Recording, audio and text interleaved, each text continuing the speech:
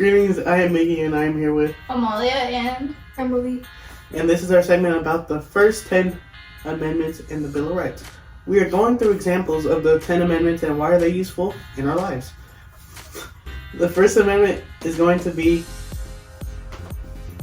the first we cover. Without this amendment, U.S. citizens will not be able to express their views on public issues or challenge or gather against government actions or freedom to religion. Now I'm going to give it to Emily and tell you a real life example. Thank you, Miggy. An example going on right now in the world is the phone ban, which was put in place and caused a lot of students to talk about it and how they don't agree with it, which could possibly end in it getting unbanned. Miggy, would you like to explain the Second Amendment now? Thank you, Emily. The Second Amendment is right to bear arms for important purposes such as self-defense. Amalia will now explain this amendment helps U.S. citizens. the Second Amendment is important to protect yourself. Say someone were trying to break into your house, trying to harm you. You would use this amendment to protect yourself against intruders. Miggy will now explain the Third Amendment for us. The Third Amendment prohibits the government from forcing you to house soldiers in your home. Once again, I'll give the mic to Amalia to explain why this is important.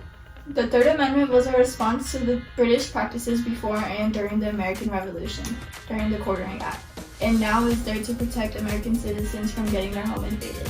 Miggy will now explain the Fourth Amendment.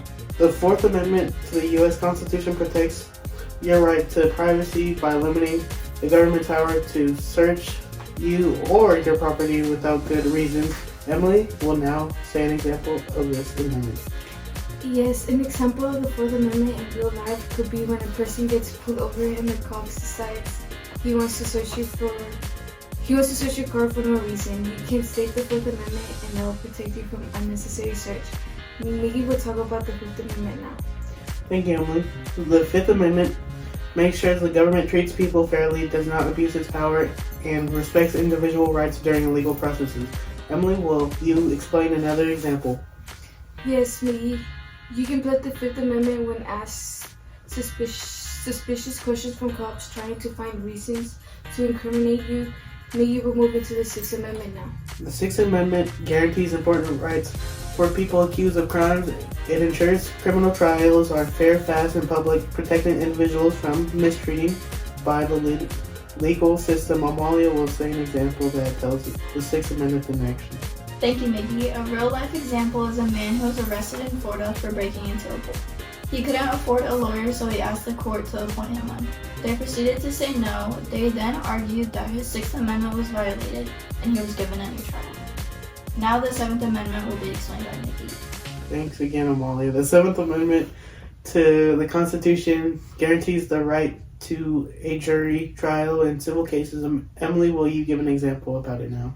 An example of this occurring in real life is if a patient sues a doctor for $50,000 claiming the doctor made a serious mistake during surgery. It will be a civil case, not criminal, because it's about money and personal injury, not a crime. Miggy will explain the Eighth Amendment now. The Eighth Amendment protects people from cruel and unfair punishment by the government. Now Amalia will explain a real example.